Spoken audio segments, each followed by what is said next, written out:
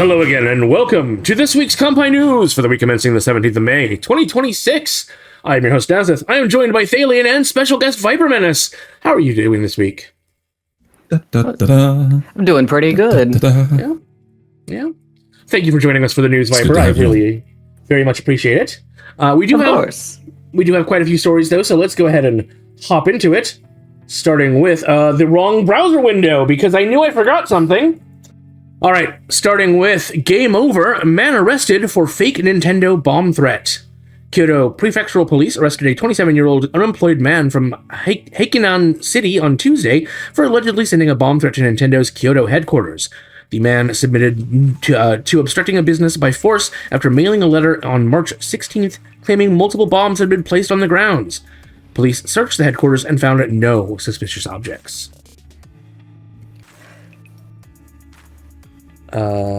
Gosh, where's that window? There. Yeah. I had this on the wrong...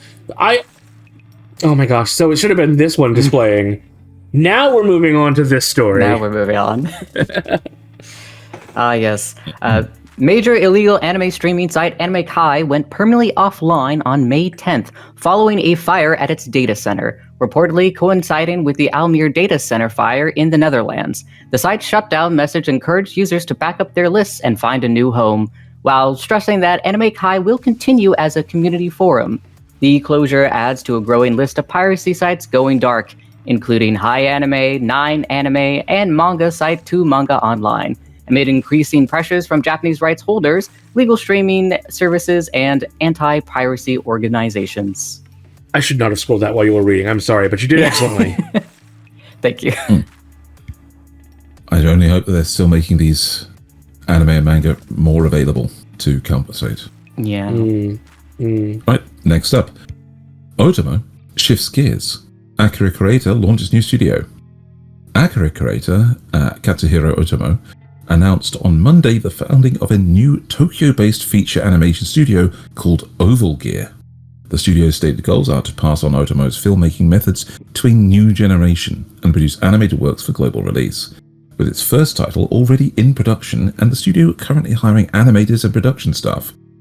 Ōtomo previously announced the third feature film, Orbital Era, with Sunrise back in 2019, although whether Oval Gear's first project is related to that film remains unconfirmed. Oh, that'd be amazing. Can't wait. All right, on to our first very serious story. We've got two in a row here. A voice silenced. Wakana Yamazaki passes at 61. Talent agency Aoni Production announced that voice actress Wakana Yamazaki passed away on April 18th at the age of 61 with a private funeral held by relatives. Best known for voicing Ran Mori in Detective Conan since the anime's 1996 premiere, Yamazaki had been on medical leave since episode 1193, with Akemi Okamura stepping in and now permanently taking over the role. Notably, Yamazaki once filled in for Okamura as Nami in One Piece during her maternity leave.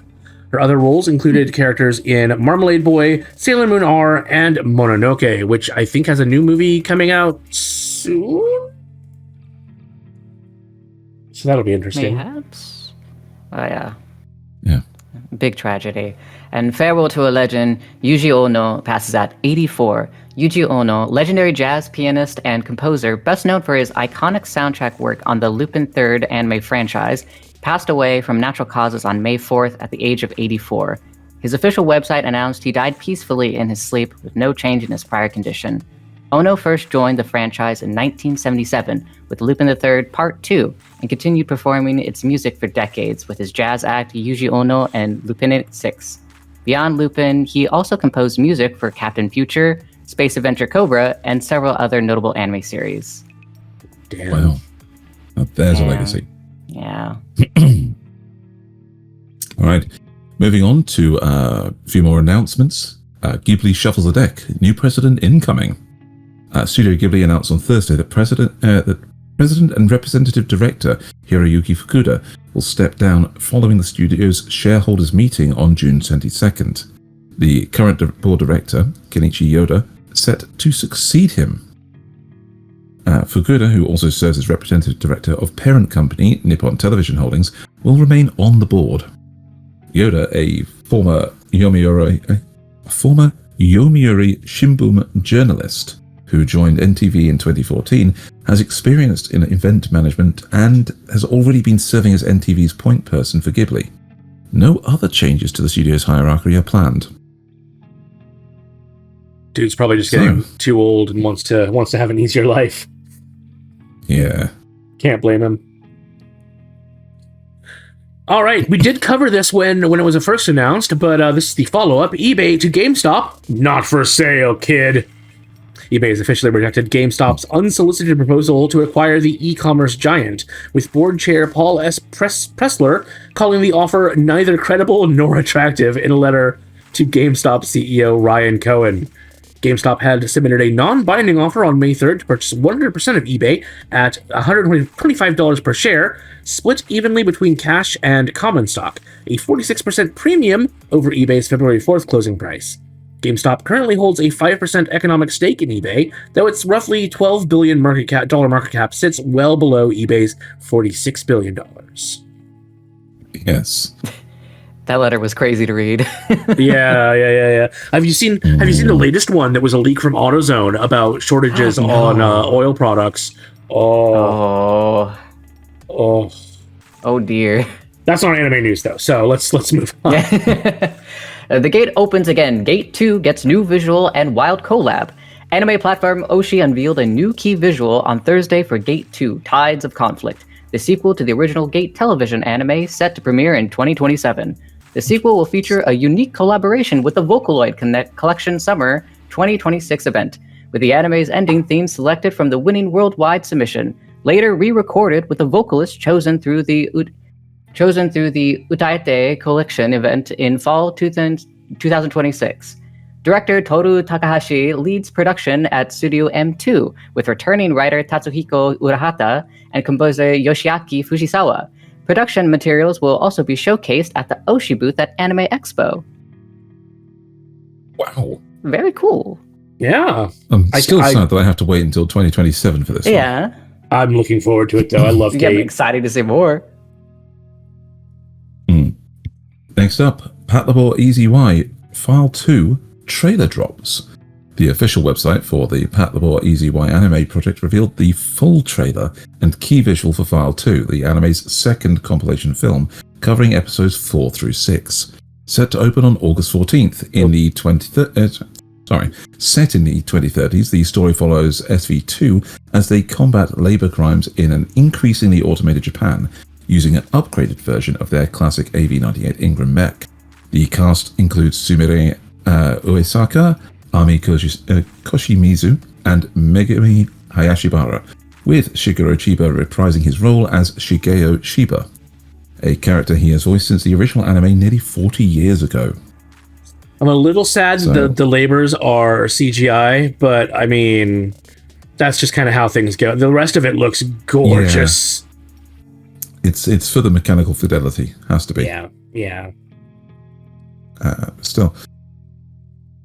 How many times do you think Nixino's watched the trailer, Nasuth?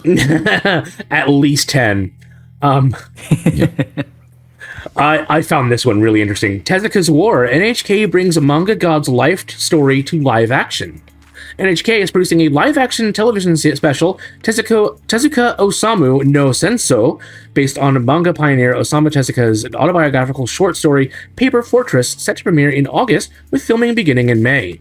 The special stars Kengo Kora as Tezuka himself, and weaves between Tezuka's life in 1973 Tokyo and his wartime alter ego's life in 1945 Osaka, also drawing from a second autobiographical short, Godfather's Son.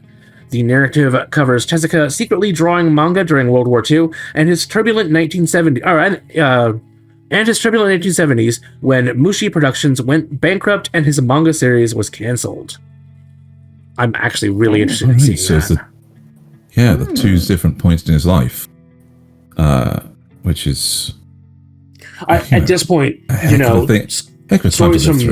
stories from World War II, I think, are really important for people today to watch, to see. Oh, definitely. And there's just not enough of it. So,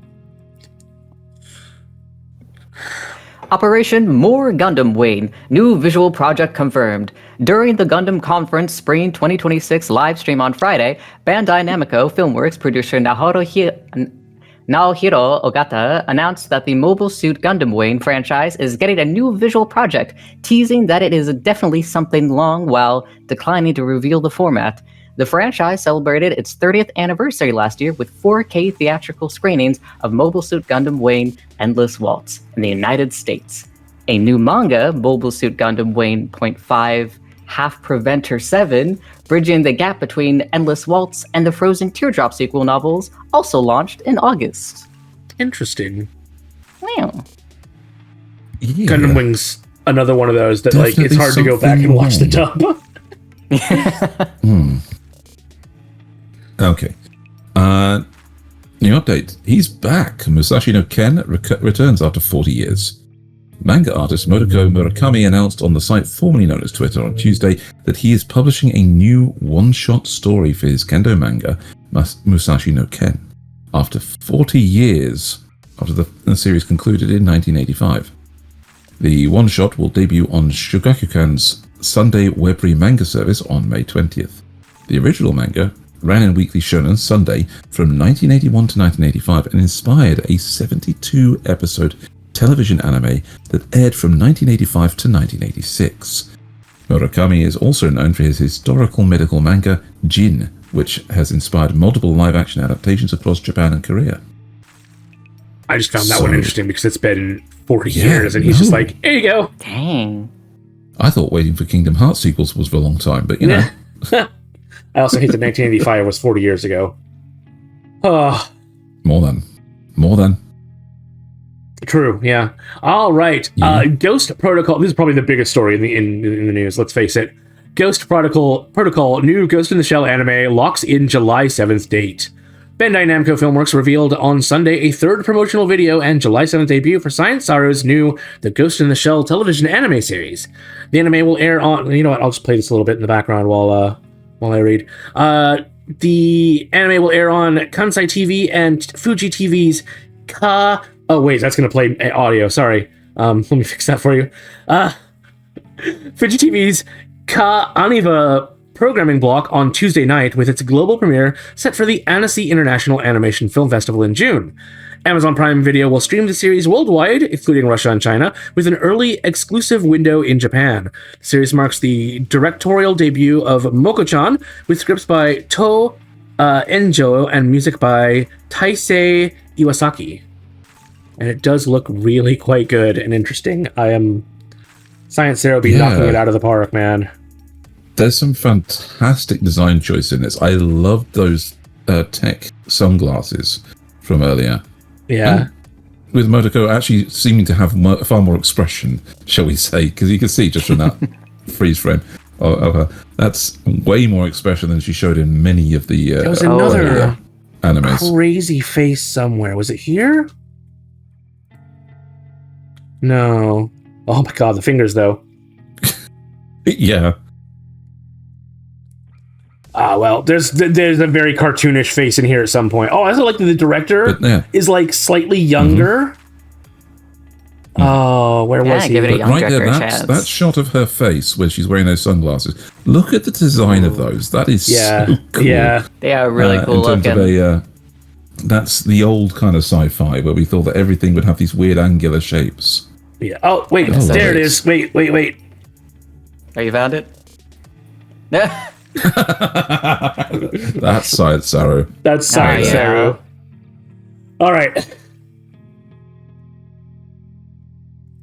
All right. Pegasus Fantasy Meal. McDonald's Japan goes full Saint Seiya. McDonald's Japan officially revealed a Saint Seiya franchise collaboration on Thursday, featuring 3 region-inspired limited-time burgers going on sale May 20th, the Hokkaido Potato Cheese Teriyaki, Nagoya Chicken Wing-style Black Pepper Juicy Chicken, and Hakata Marinated Roe Butter Teriyaki. 4 commercials set to the iconic Saint Seiya opening theme, Pegasus Fantasy, were also released for the campaign. The collaboration was initially teased on Wednesday with a cryptic post featuring Pegasus Seiya's iconic circlet, promoting playful replies referencing various live-action adaptations of the franchise, including a 1991 musical starring idol group SMAP. So this was the teaser image. Very interesting burgers. Very interesting burgers. I will say. And then cheese teriyaki. The whole reason I've left the audio on is for this commercial.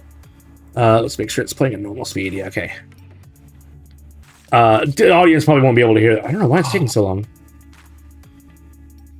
Never click the "Are you experiencing interruptions" button. Listen to that. It's just so goofy. Wow. Yeah. Yes. So it's the actual Seiya song, but redone. Slightly redone. Lyrics for this. Oh, well done. Okay. So for our last one today, because we do not have any manga novel or audiobook releases. Nope. And no fact or rumors, because we want to give Xeno yet another bit, just a bit more time off. So this brings us to Okaeri, Star Wars welcomes Japan back to the galaxy far, far away. The Star Wars franchise released a new animated short titled Okaeri Star Wars, or Welcome Back Star Wars, on Friday, narrated by Japanese actor Hideaki Ito. The short follows 3 generations of a Japanese fan family, from a boy catching the original film's Tokyo premiere at the Nichigeki Theatre in 1978, all the way through to 2026. The short arrives 1 week ahead of The Mandalorian and Grogu, the first Star Wars theatrical film since 2019's Rise of Skywalker, opening in Japan and the United States on May 22nd, and directed by Jon Favreau, starring Pedro Pascal. Just a cute little anime short. It's nothing big. I mean, I know it's just a cute advertisement and stuff, but they must be really well off. They can afford the Lego Millennium Falcon.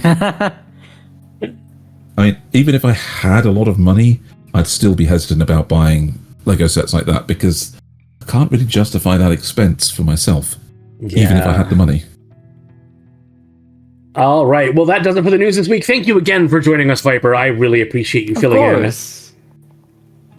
Make sure you stay tuned later this week for Kanpai Cast, where Viper will also be guest starring as we discuss the Pinocchio character, the person that starts as kind of a blank slate or a machine even, and grows into something more. And then hopefully we see you back here next week for more news. For more news. For more news.